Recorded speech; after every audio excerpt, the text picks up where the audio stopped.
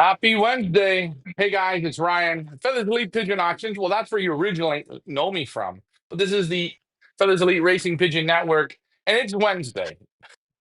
Remember Michael Jordan? You know Michael Jordan, Wayne Gretzky, Mario Andretti, okay, even Tom Brady. Could you imagine there was a pigeon man? Was that good in handling thousands of pigeons? Well, hey, for this next hour, we got the GOAT on, John Timmerman. It's One Loft Wednesday. So please like, share, and subscribe. So please remember this: participation is key. So help us out. We talk everything and anything pigeons, especially One Loft Racing. You're going to speak to the GOAT in three, two, one. See, I couldn't even do the twos and the ones and the threes and the twos. Here we go.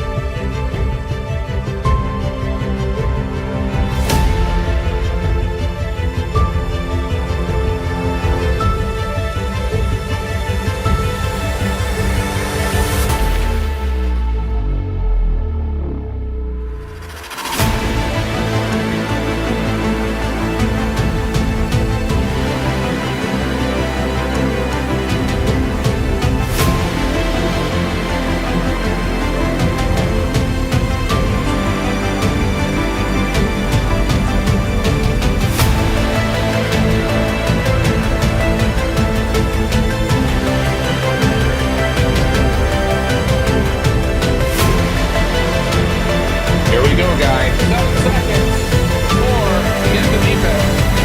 Got the team. All right.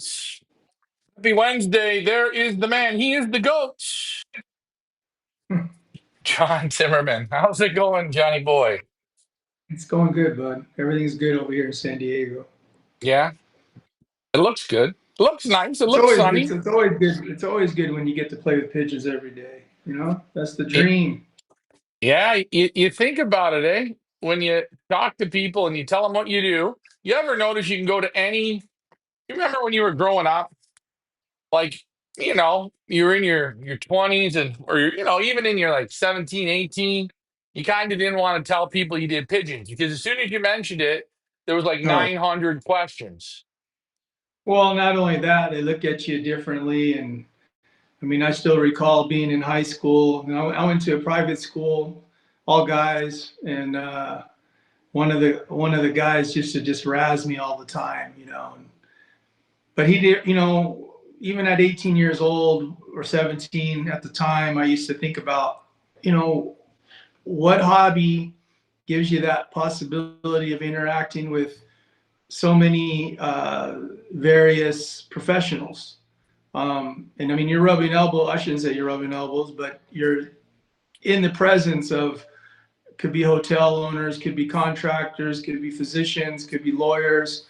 Uh, and when you're 16, 17, it's pretty awesome, especially when you have a hobby that, they're all just as crazy uh, in their thought process. I was just a kid though, but to see that, it's pretty cool. I mean, and actually think about it, because at my age, there wasn't a whole lot of guys, really uh, into the pigeons full blown. Um, but I think that just takes time and being able to acquire assets to follow through with your dream.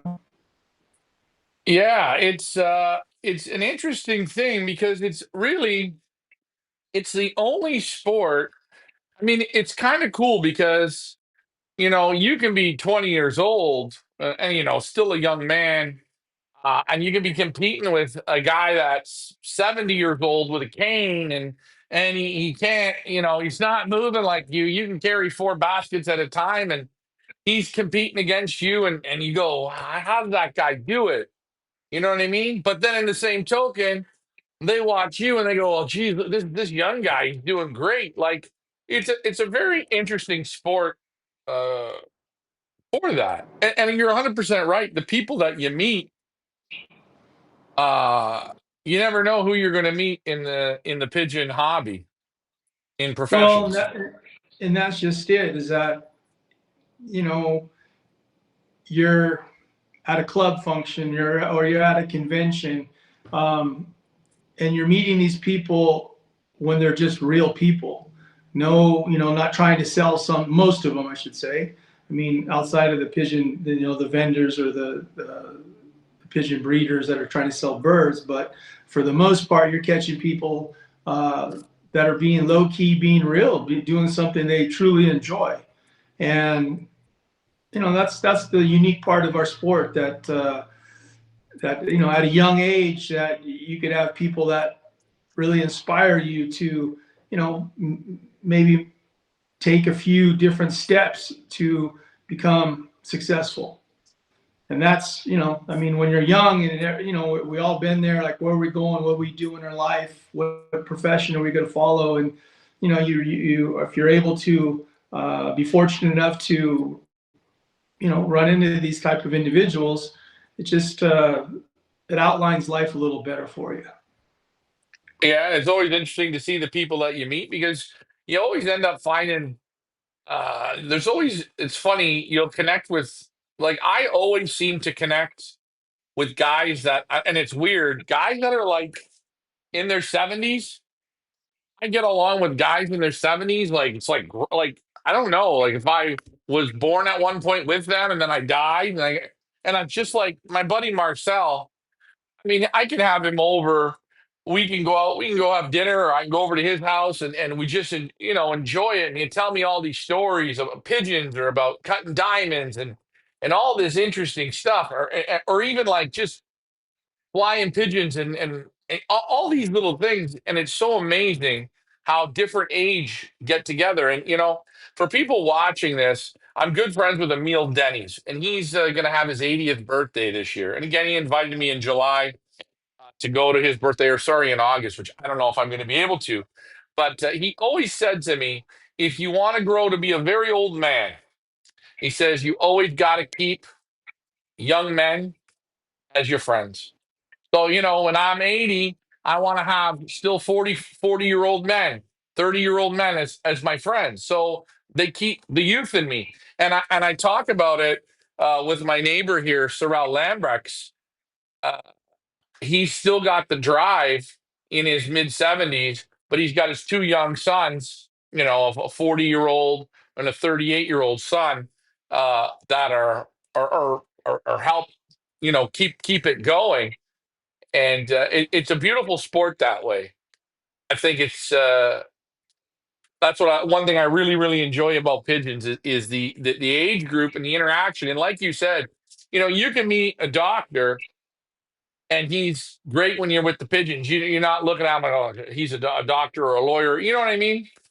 It's different. Well, it's like in our situation, he hasn't been present to a lot of activities in the last probably 5 years. But you take George Rankin. I met him about 15 years ago.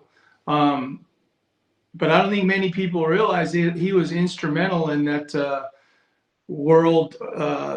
What is it in Belgium? There, when they first started the one loft race, I believe he hooked up with Jostin A. It was the World Pigeon Center. Do you remember that? World Pigeon Center. Yeah, I heard of it. Yeah. And and that was in the early 2000s, I believe. And George was one of the big backers behind it. And here in our country, people don't even realize that. And what he did, and some of this stuff he just shared with me, just and as a young person. Uh, but he was sharing, how he lived with Joe Tonay just to learn his method. That's when Tonay was really hot in his younger days. Um, and it was just cool. And other people that here in the States that contributed to like the World Pigeon Museum, what they've tried to establish now. Never, I mean, it's successful, but of course, we don't have the fanciers like we do in Belgium. But people like that are doing their contributions back to the sport. And if you're young enough to be involved with them, it's awesome. Yeah. Yeah, you know what? It's right. I will say, if you're a pigeon man And if you can go on, I call it a pigeon trip. Now, a pigeon trip, going to, down to San Diego for the week, or going over to the Florida Pigeon Derby, or coming on a tour, or going and doing, you really start to open your eyes and you really start to learn. And a lot of people don't do it. They think, everything's in a book or everything's on these videos. But I always, it's funny. The people that come, for instance, on our tour, they don't know what they're going to expect. When they're done, they say, like, it's been amazing. I've had people come back every year. Sometimes it's the same people. They just want to get more of it. They want to get more of it. And it's what they learn. It's the people they meet. It's a different level.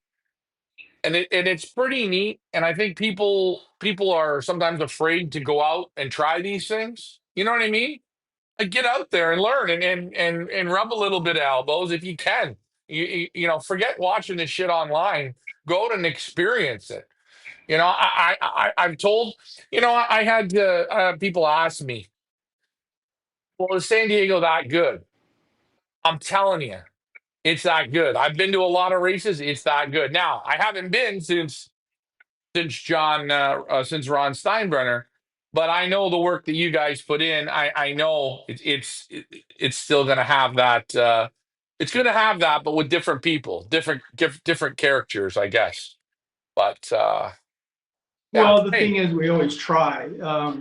Things have changed because, as I've mentioned numerous times, the real characters have passed away, and we have a new generation of people that we appreciate and really become close to, and of course, it always becomes special. But I think as we get older, we have a tendency to look towards the past because they were such special moments.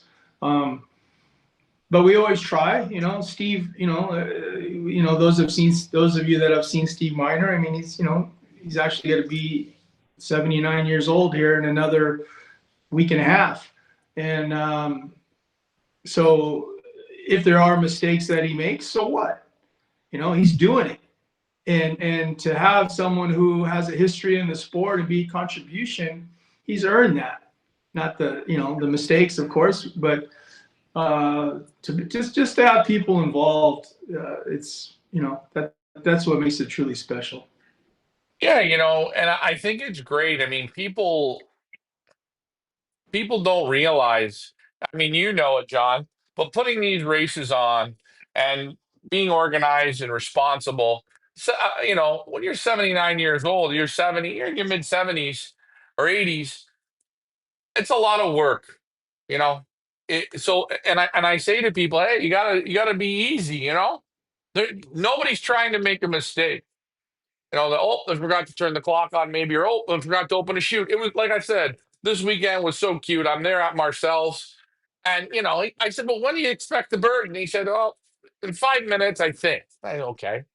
We're talking and we're waiting and we're talking, and all of a sudden, at 7 minutes, a bird comes, hits the board, and he's right near the board. And I said to him, "Marcel, you forgot to open your chute." Oh, oh. He went like that and opened his little chute, and the bird come in, and he said, the next day he went like this. Ryan, I was only 4 seconds off from losing against 2,700 birds. Like, thank God you were Yeah. here. You know what I mean? That's an old Oh guy, yeah. though. I think people forget that, even in these races. I remember, I think it was, what was it? Maybe it had to have been in 13 or 14. No, I think it was 12. I think it was 12. In that race, the clock didn't work. And they had to get the birds in and they put them Yeah. in a The bunch of section. And, sick. and I remember people were just losing their minds. It's okay, guys. Are you all going to get rich off this? No, come on, it's okay. But I think sometimes people need to give the old people a break. I mean, still putting that kind of race on when you're 79. I don't know if I would put a race on. I don't think you will. Well, but that's just it. That's the passion that he has, and not many people, not many to experience it and do it. That's what makes it so much more special. It's even like Ron Steinbrenner in his last day, his last year or two. He wasn't making anything out of it. He just loved the people that he met over the years that contributed to his life. And that's when you're doing it right, because It wasn't about how many thousands you could make or hundreds. It was about making sure that your customers or the friends that you made through the years are really enjoying themselves. Because in the end, it's just a memory now. And so many guys forget that the memories are they mean more than the big prize. Even though it's great to win that big prize, I get it. I want it too, but I wouldn't trade it for the friends that I met over the years. It just fuck that doesn't mean shit anymore. John, we talk about it, and I remember seeing Ron's race. Okay, and I figured out this was when the internet was kind of new. And when I went that first year, and I went into the back, like going down the, I don't know where he lived in San Diego, but I mean it wasn't a fancy area. Okay, No, and no. you're kind of looking, and you're going, there's going to be a pigeon loft here. Yeah, oh yeah, just go through the fence there, and you went, and you were literally you came in. There was a TV screen. There was the landing boards. You could spit and hit the landing board, and everyone was packed in his backyard, and it was like for me, a backstage pass at a concert. It was Oh yeah. it was that because here I was in I hate to say it, a little shithole, but it was great. And he put on his little show. Oh He had yeah. his white sweater on, his hat on, and he did the drops and he did the droppers, and it was like, yeah. Well, I think that's my. I'm not gonna lie, my favorite race I ever went to. Just because it was really so close. You know what I mean, John? Like there was nowhere to put people. Oh dude, it was real, and that's what San Diego has always been. Even before my time, uh, with the guys that were here just racing pigeons, it was about prestige. I mean, I came from up in Chino and raced with my dad when I was a kid and participated with uh, fraternity races or derby races that they had, and that was fun. But it wasn't like San Diego because down here, even at that time, they had some big players and guys that had a history of flying pigeons, and the competition was fierce. And you know, you take a guy like there was a person, not many people remember him, but I should say the younger people, the older people do. Mike McConnell, and Mike's been a guy that's had 1,000 pigeons on his property, from fancy birds to racing pigeons, and he took it serious. He took it so serious that he had to stop racing because every day on race day he would start throwing up the pressure. And he had such oh yeah, well he had such success back in the mid 80s that competition changed, and there was a couple guys coming on stronger, and to be top dog and not be able to reach that, um, yeah, it was painful, and not being able to win, he would just, yeah, he couldn't handle it, the pressure. It's the same thing with the one loft race. You get into it and you really try hard. So many guys, they'll fold because everybody's there. Like I've always said, nobody's doing these one loft races to lose. They're all trying their best, and some can handle the pressure a little better than others, and maybe because of experience, you get thicker skin. Um, but that's when it's real. That's when the guys care. There is no excuses. There is no trying to butter up the crowd. No. But like McConnell, going way back then, we had different pigeon vendors coming. I won't say who it was that brought pigeons, and I'll never forget. It was a big name, and when I was young, I mean, I used to laugh about it because Mike was he had such a dry humor, and he would say, he told the guy, he says, "Really, is this the best you got?" Meaning, he's showing the pigeon. This is the best you got? Fuck, take them home, because this isn't going to cut it here in San Diego. And that's how Mike was, and I think that those at that era, those pigeon guys, they developed that cockiness as well. And I think I had I had a piece of that in me as well. Over the years, I mellowed out a lot, and just because of age probably, and being on the, being in the dealing with the pressures myself, you just learn to be humble. Hey, But hey, hey, uh, listen. John, you will never be able to be really you in pigeons until you get rid of the race, and then it's gone because you always have to be. I hate to say it, you always have to handle everyone honestly with white gloves. You have to say, oh, I mean, me and you, we joke. Guys opening up the backs and seeing how wide the tails go. You know, in proper business, I see a guy do that. I want to tell him, don't ever do that again. You know what I mean? Like, but in proper business, you just say, oh, yeah, he's got a good back. But meanwhile, I'm cringing. But hey, before we get into some more of this, we got people that are talking and communicating, and I don't want to be rude. I told people to participate, and God damn it, they are. So, Michael Peebler says hello. My man from South Africa, Randall the Handle says, "Hey John, hey John, but guys should see how we race in Cape Town, South Africa. Wait, your middle distance races are our short distance races. Your long distance races are our middle distance. Hey, I don't know. Everywhere is different. Everywhere is different. It's different. I mean, hey, in Belgium, they got guys that only do sprint racing, and their sprint racing to me is only 60 miles. It's not even a training toss. But, anyways, we got another comment here. Teal Family Law. Nice to see you back, Derek. Nice to see you come Derek. back. You know what? He had a rough go. I gave him shit a little while ago, and I think he got upset. Don't worry. If I give you shit, that means I like you. Same thing if I give you a nickname. He says, hey, guys. I say hi to him. Brian, your man from San Diego, says, hey, guys. How are things this evening? Belgium. How's it going in Belgium? Living the dream. I'll give you living the dream. You want to live the dream. First thing is, if you want to live the dream, wherever you are and it's hotter than shit, shut your air conditioning off. You're going to get a little closer to that dream. But I'm not complaining. Peel Family Lofts is back. He's feeling good. Balls must have dropped. So I like that, Derek. Greetings. Or no, sorry. Getting in the money is cool, but friendships are most important. Me and John talked about this earlier. Sure, it is. You go into a race. I will always say, if you are a real pigeon man and you win one of these races, you're on the first drop or you're the first bird in, you always never think about what you've won. I always get goosebumps and say, look who I just beat. I beat Dave Plowsing, or I beat Koopman, or I beat him, or I beat them. You know what I'm saying? You're like, oh, wow, this is mind boggling. Then after, hey, you win some money, okay, great. I think again, John, money is always the root of the evil, isn't it?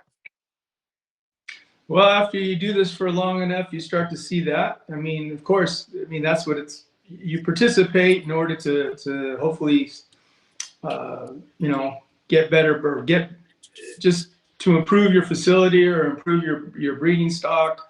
I mean, because in the end, I mean, you're always a donator in this game. I mean, it's just the way it is. I mean, it doesn't matter. I mean, some of these guys will pay big bucks for the birds, and you get in the races, birds get lost, and what it costs now to ship, and um, you hit big, and if you're in too many races, well, then you break even. I mean, but you got to, you do it because you love the sport, you love the fellowship, and that's what you look forward to. Like I said before, having pigeons, like in my situation, having numerous pairs. When I used to be in the field and work and get home and just being able to. Hey guys, we just wait for. He's Yeah, back. that He's was. back. Yeah, it just to be able to handle pigeons and all that just took the stress away of everyday life, and that's what it's. So it makes it nice to have a hobby like that. Yeah. Getting back to what were we talking before I read the comments because I wanted to read some of the comments because I asked people to participate. Manuel, he says, "Good evening. Hey, thanks for sending me the product. I'll let you know when it comes to Belgium. I know sending shit to Belgium is a pain in the ass. I hope I get it. I don't know how you send it, but John, Manuel from the product. I'm thinking that product. You know the name of it, Electrofly. Electrofly. are you liking it? He sent it to me to kick the tires on it. What's your No, thought? there's. I mean, I've heard a lot of good.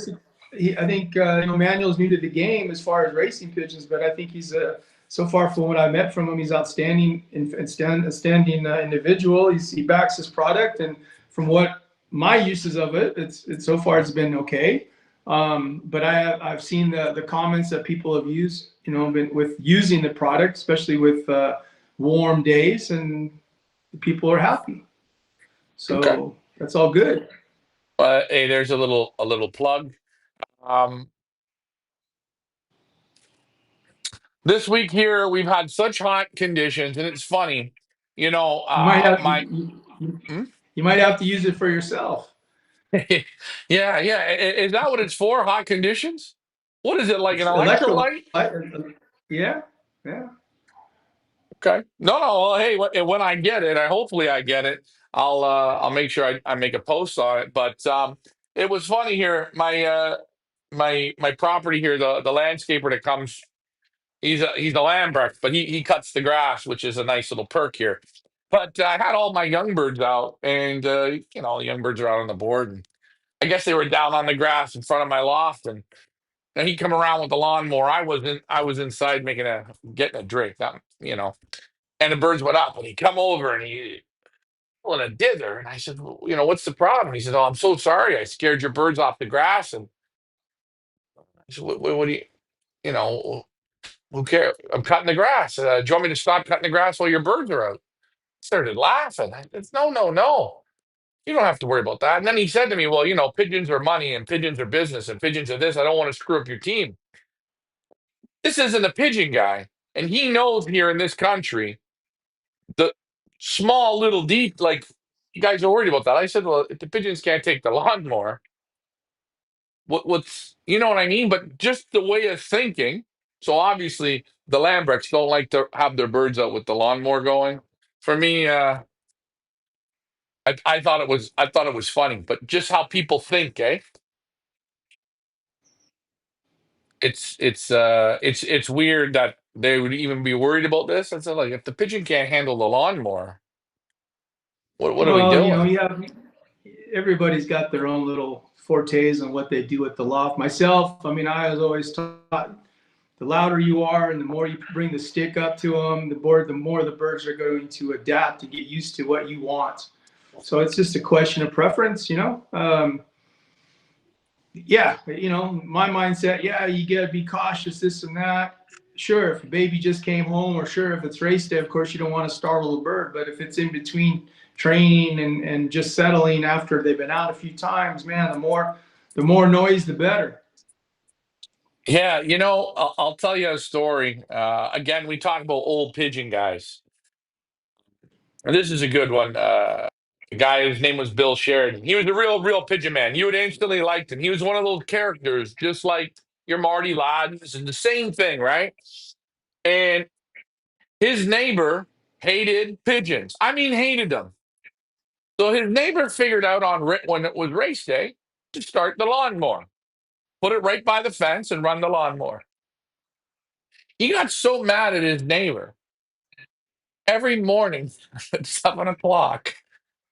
When he let the birds out, he put the fucking lawnmower on. Every time he would put the lawnmower on, just let it sit in front of his loft running.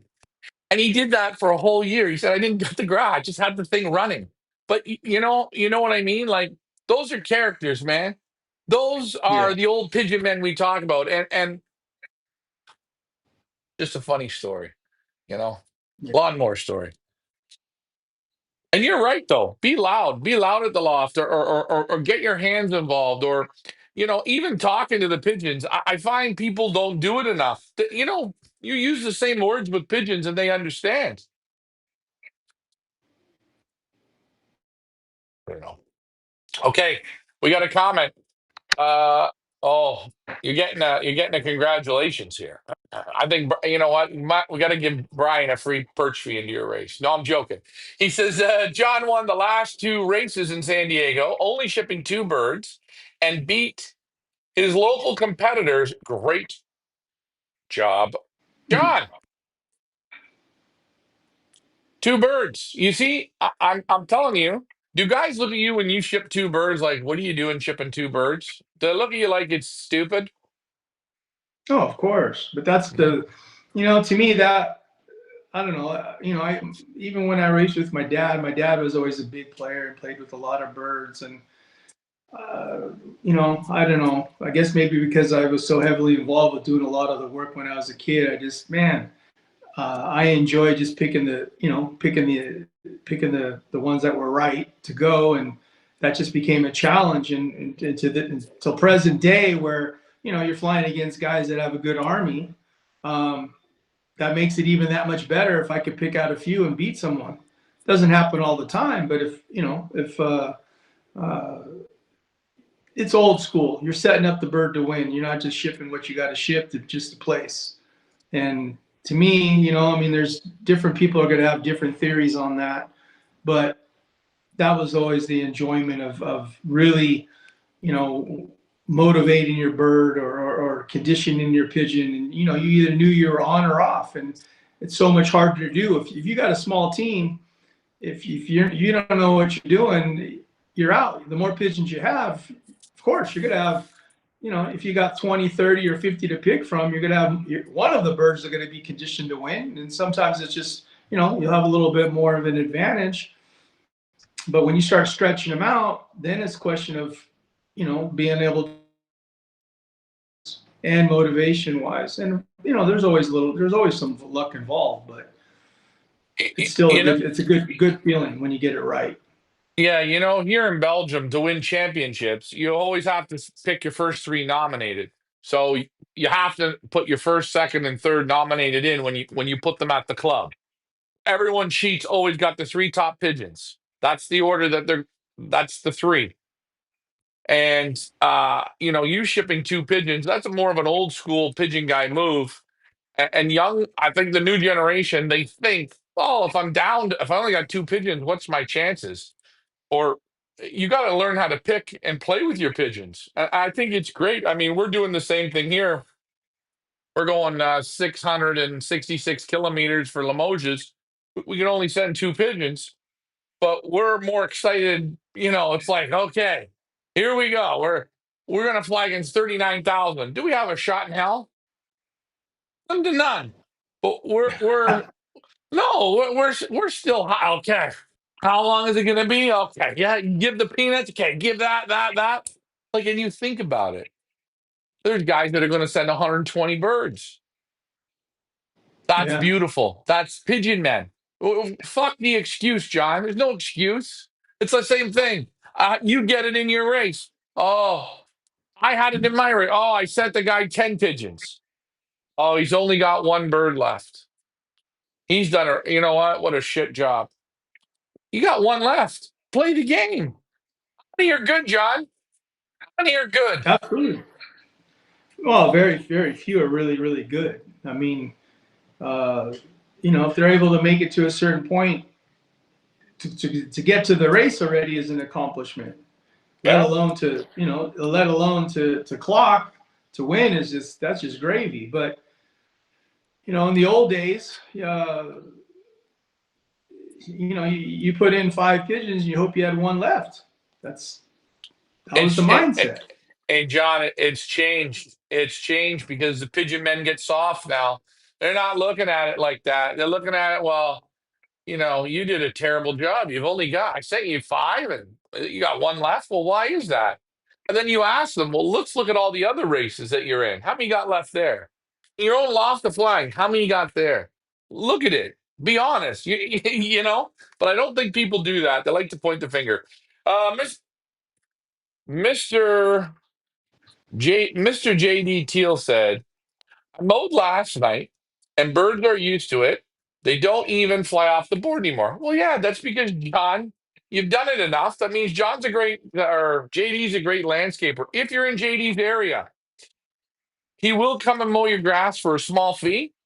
It sounds like he does a lot of yard work. That's good. Uh, JD says, I let Boohoo is 2.5% run through the young. Oh, he lets his daughter run through the pigeons. I think that's great too. John, I will say something. I don't know. your father was a pigeon man. Did your father have a lot of rules when you were a little boy, like really little, going into the pigeon loft, or did he just let you go into the pigeon loft and enjoy the pigeon? Touch eggs and pick up babies and just be a kid in a pigeon loft.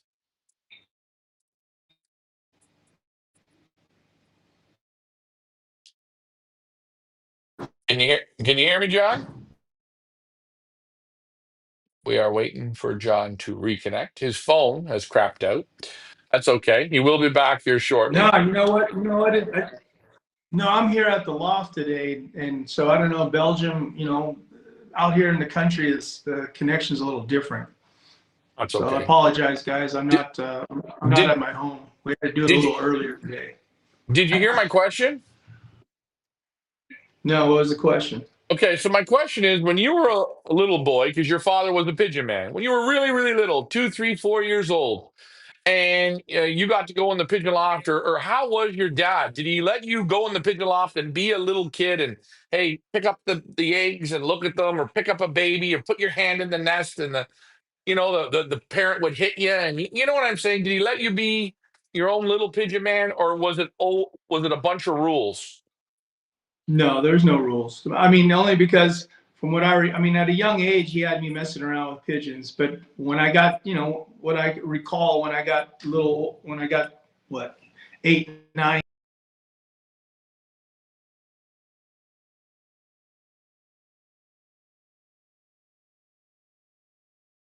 but at that point, I just did my. He just let me do what I had to do. Yeah, You copy? Or I lose you? yeah, yeah, no. I totally get it because I was the same way. I got into the loft. I'd sit in the loft. I'd switch eggs. I remember shit. My dad had me outside, and the next thing you know, I had a little Easter basket, and I brought all the pigeon eggs outside.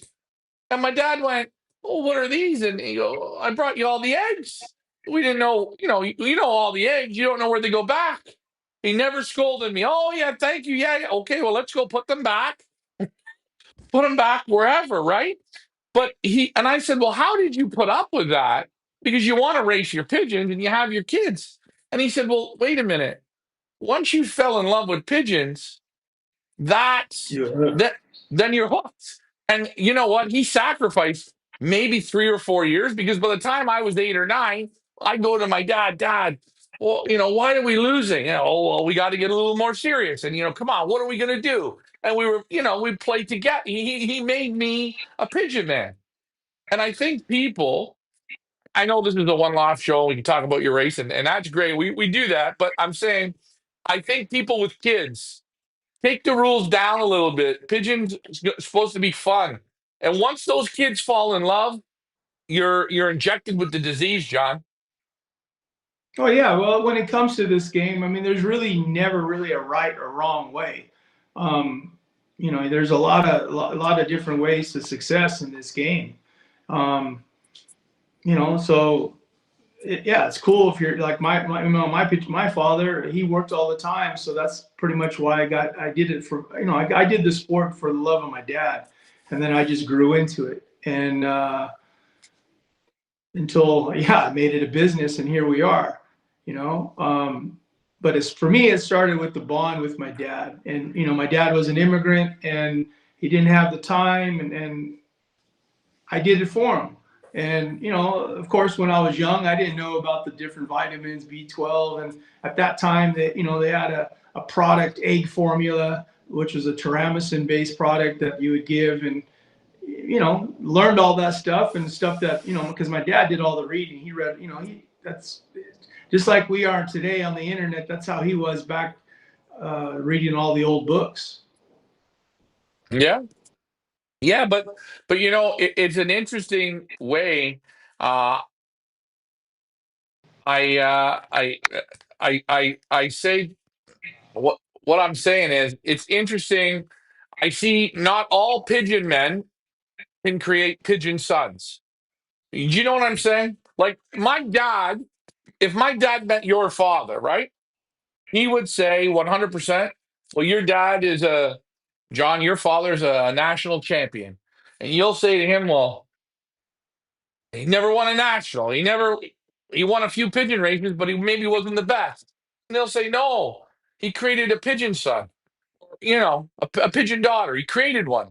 That's the best thing it could be. And all these guys, everybody that comes to these races, if they were just a little easier with the kids, I think you produce more pigeon kids. And once you get more pigeon kids, that's how we keep the sport. You and me are products of this. Yeah, yeah, yeah, Yeah, so same like what was what was it? The Jones boys? Same thing, yeah. Oh So yeah, it's Ryan. I mean, Ryan.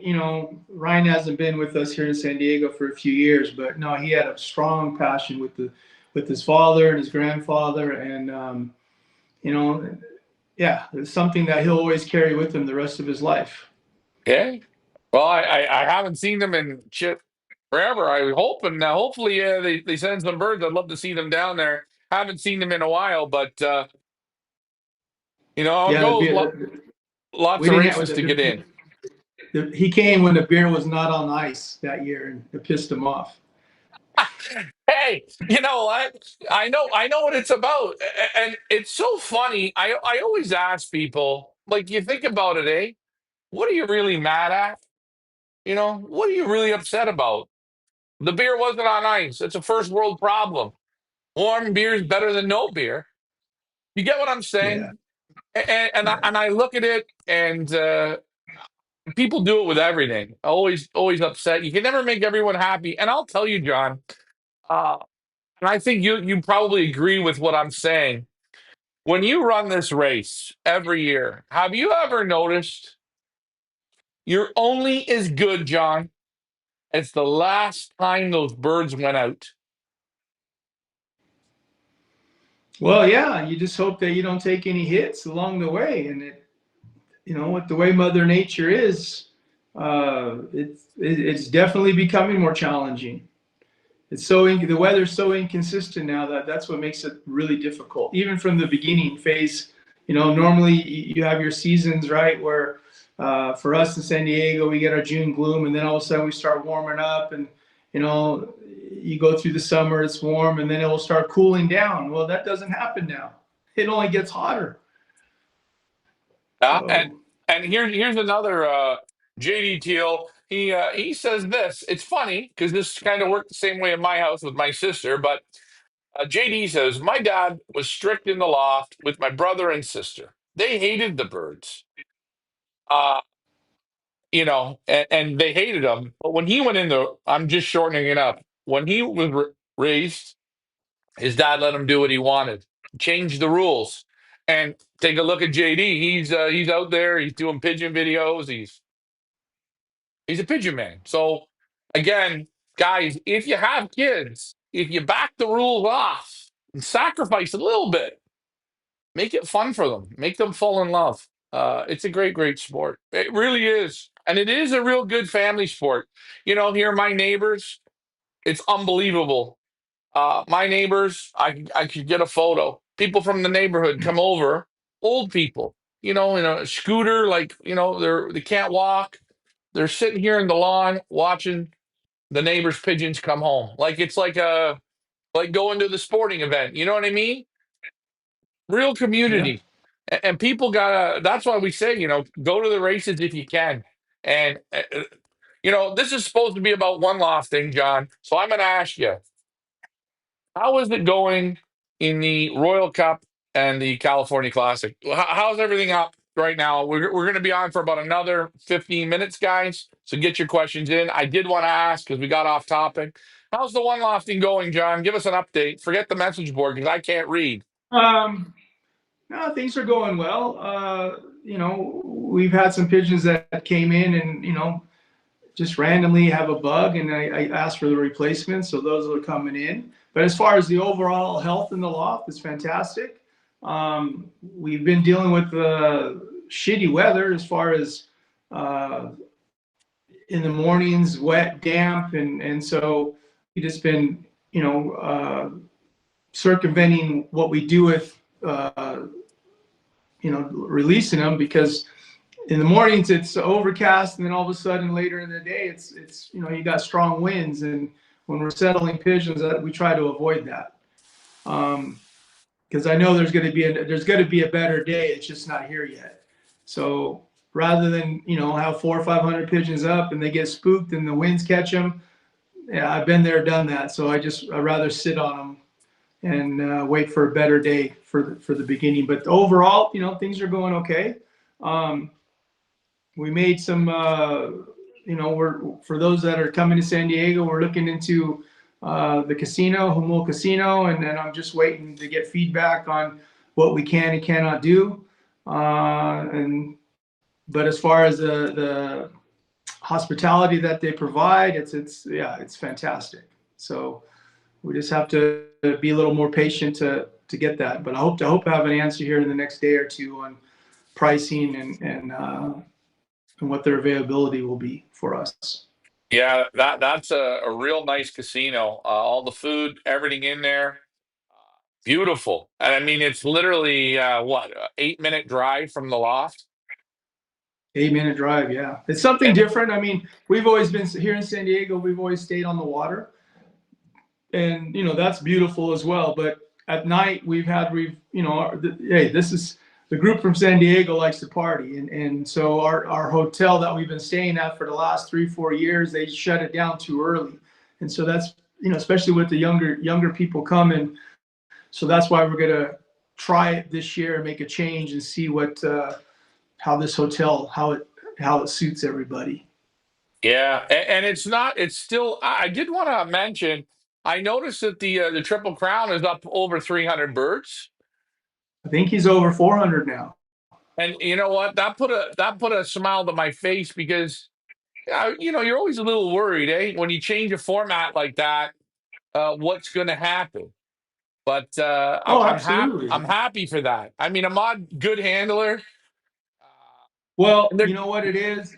mm, It just shows you what people remember of the week, and I think that's the best part of it. And hey, the Triple Crown was history. Nothing really done like it in the country, and you had to have thick skin with that race, which Ron did. And those that participated knew what was at hand, and in the end, you know, it was coming together and enjoying the week and watching some good racing, and 100% like you said, Ahmad is he's going into this. Uh, he's going into it hard, and he really wants to put on a good showing. He always does. I mean, yeah, that's just that's what that's the Kurd. I mean, he's got a lot of pride in this.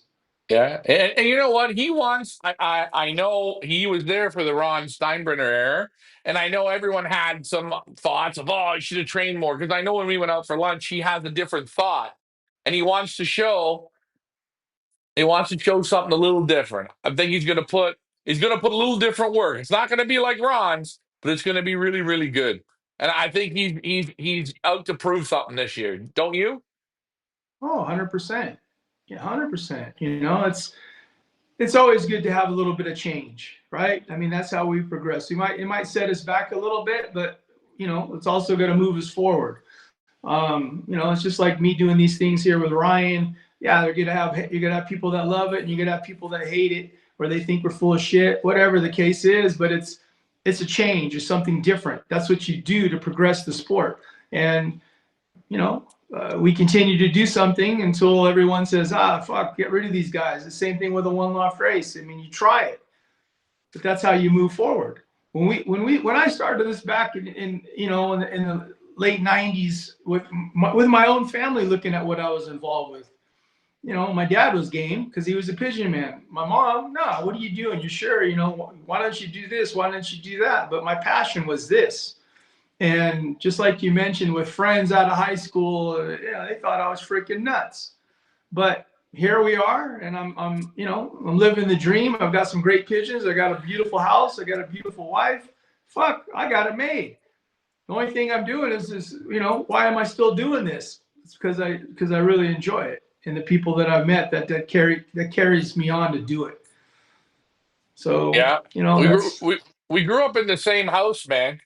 The same house. Me and you grew up in the same house. My mother was the same way, pulling her hair out, pulling her hair out, pulling her hair out. Are you sure you want to do this? And she just always shake her head. But hey, when it's inside of you, and my dad always says, "Sorry, I injected you with the bug," right? Well, you But know what?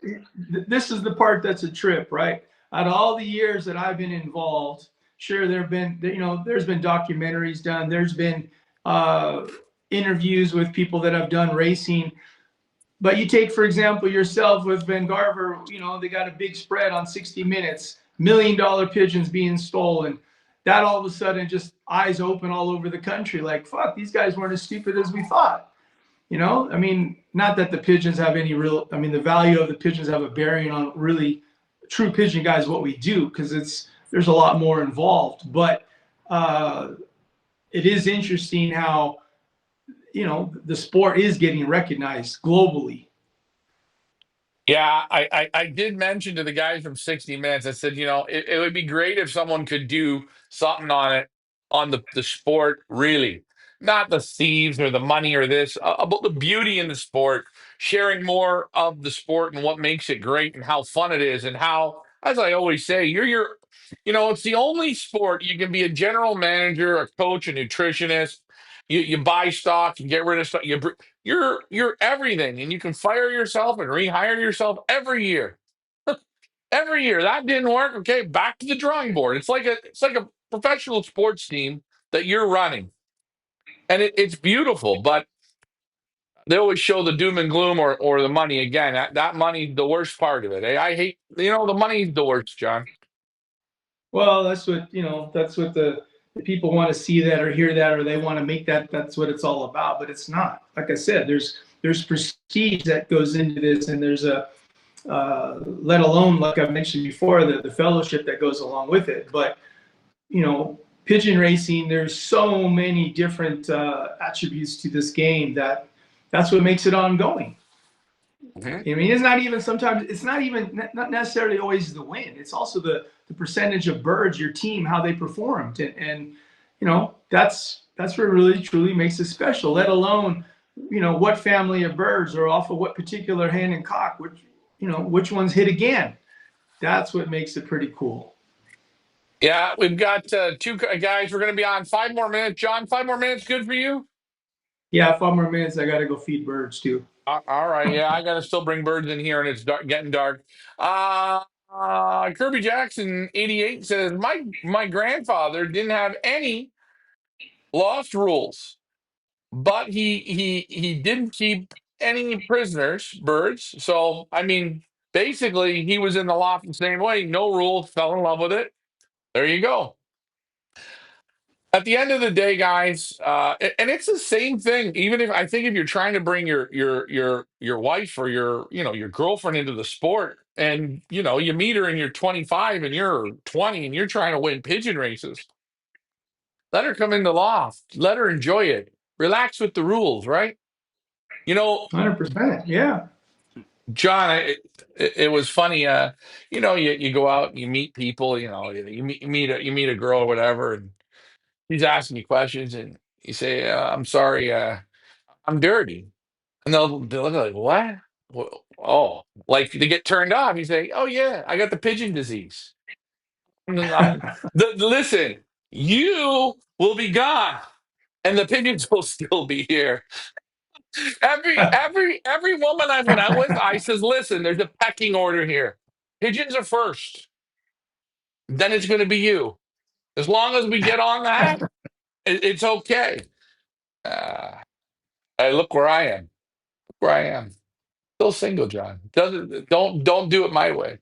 I don't know how you even got married. How did you trick her? How'd you trick her, John? Oh, dude, it's You didn't tell yeah. her. This goes back a long time ago. I mean, for Julie to stick with me through all this, it really blows my mind because I put her through a lot. I mean, when I started the California Classic, I mean, this loft was pieced. I brought it. It was actually Steve Miner's father who had this built in the city, and I took it apart. I was young. I mean, I was early 20s. And I brought this thing over here, let it sit for a few years until I finally decided to put it up. And anyways, Julie got involved to help, hold the walls.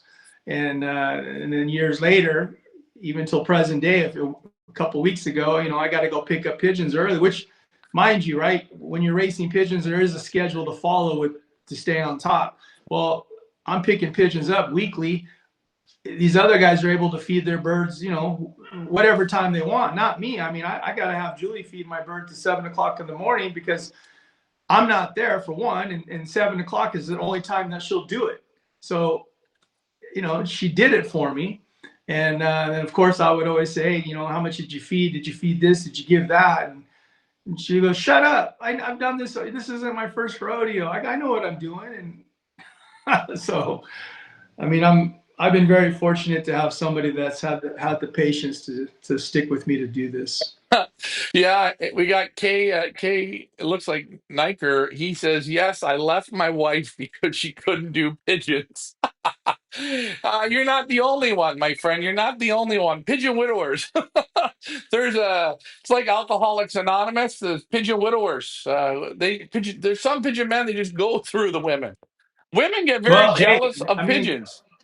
I'll bring up somebody else who's on an OLR, and I've known him since I was a kid. Is Brian Crossan, and I believe Brian's been married 4 times. I mean, that's how and that man is another one who's crazy as us as far as loving pigeons, being involved, being competitive. Yeah, 4 times, maybe even 5, freaking unreal. And back in that generation, I think Brian's in his late 70s now, but that generation, most of those guys were getting. You didn't have a lot of guys that were married that had pigeons back then. And No. if they did, they were swingers. I mean, it was a whole different world back then with those people. Used to think this generation's crazy. Nah, those guys, they lived a whole different life. Yeah. It's. I just remember shit growing up, man, and I would listen to these stories, these pigeon guys, and I go, what? I mean, they'd have their pool parties and yeah. So any Well, of you guys that have questions, any of you guys, you go, I'm sure there's some old guys that are left in the valley, a couple, and I'm sure they got their stories. And I know Brian's got his stories, but hey, anyway. John, you forgot to tell the audience that you're putting in a new 100-foot pool, wave pool. Come on, John. It's a new attraction to That, California that's Classic. that's on top of the hotel at the casino. Hey, and yeah, but if you do put a pool in, I recommend, John, just put a 3-foot deep one. That way nobody can get into trouble. Okay. Yeah. Um, Kay Niker says, Ryan, when you find a girl, ask if she's got one for me. All right, I'll do that. Fabian, he's got a question. This is an interesting one, and we'll maybe make this is the last question of the night. Do you guys find OLRs more accessible, welcoming than traditional club racing? Yes. What- I think everybody in a club starts off good, but some of these people that are very competitive, they're not very friendly. No, I shouldn't say that, but I think that in competition, not many people are out there to share info. In OLRs, you have these guys now on Facebook and they've got their little cliques, so they are sharing information about something like this, in fact. But in OLRs, from Texas to Florida to here, it's like anything. You have to meet the right people, but it's enjoyable. I mean, I can't really. I'm just making a general thought for those outside my state, but I know in my backyard, the people that come here, they get along. If they don't get along with the crowd, they get along with me, and it goes forward. And it goes from, I mean, as we mentioned before, I mean, we've had people from Europe, England, of course, and from across the country, uh, and this, history's been made. Yeah, Truly special. and I will say, club racing, there's always a clique. Club racing, there's different guys at different levels. Some guys are not so they're so serious on winning. But when you come to a race for a week or a couple days, it's not bad. You're there, you're gone. You see people once a year or twice a year. Hey, it's great. One more question. Jim from the UK says, "What would the process be for birds getting shipped from the UK into this race? Would it be worth shipping?" We're thinking. Me and John have been talking about something for people from Europe, UK to participate. It's in the moat and the wheels of motion. Is it smart to send young pigeons? I don't know if young pigeons. I think breeders is uh, what would be No, there best. I don't know. What are you we thinking, we've John? had we've had pigeons come from England. They've gone through Oscar. Oscar de Vries has sent them in. Um, Did but you? again, huh? Yeah, okay, go ahead. And but you got to realize, I mean, you just have to keep in mind this is a tough course. I mean, you have to cut. If you're coming to San Diego, you got to be open minded that yeah, it's a pigeon race, but you're also going to meet people. It's an event, and if you go in with that mindset, don't think that hey, you're gonna get 100% of your birds back, because that never happens, and so that's where some people get bummed out, because it's so challenging that I just have to bring that up, because it's uh, I've had people before like, how is that possible? How's it? Well, Hey, it is possible. uh, guys, I said to John when I seen his place and seen his layout, I said you need a stud here where people can send pairs and they can breed their birds there and then send them and then participate. My Australians, they want to do it. I think a guy like Jim here that's watching from the UK, it's easier to send breeding couples and breed your youngsters and then send them than do the quarantine. Quarantine's a real bitch. And you know what? You never know with quarantine if it's good, if it's bad, if there's a delay. Because remember, quarantine goes through governments, and they're absolutely terrible. John, we've done a great show. I know you have to go. Thanks for adjusting with us this week to do it. We're going to be on next week, same time. No, well, that or a little late, Let probably you go back to our later 3 o'clock. back to our Well, regular my, scheduled my time. three my yeah, my 3 o'clock. Your 9 o'clock, probably, right? 9 o'clock. Midnight for me, No, John. midnight. Yeah, I'm 9 hours behind you. Um, okay, I'm gonna let you go do this, guys. That's the goat, Johnny T. Good luck this week. We got to get over to San Diego and get a video done there, and I got to get some videos of the birds eating this week. I want to be blown away, John. I want you to really get me fired up because we still got what 2 weeks to send birds. Yeah, 2.5 weeks. Yeah, we're going to the 15th, the week of the 15th. We get a 15th. Final So push, guys. Final push. Who wants to send a team of birds for me? I want someone to send me a team of birds because I want to participate, but I can't send any birds. I'm in Belgium. Maybe I can find somebody to send me some birds. Anyways, John, you've done great. Audience, you guys did right, really good tonight. And we'll be on next week, John. Thank you very much. You guys be safe. right, Enjoy right. those pigeons. And Stay you cool. know what? Try some. Hey, on your way home, get your wife some flowers. Hey, go get that green pill from Electrofly. Yeah. Hey. Oh, and by the way, we're flying Limoges, about 35,000 pigeons this week. Everyone say a prayer. Wow, All right, wow, that's awesome. John. Good I'll luck, see bud. you. I'll see you next week, brother. Take care, bud. Bye. All right, guys. Be safe. Bye for now.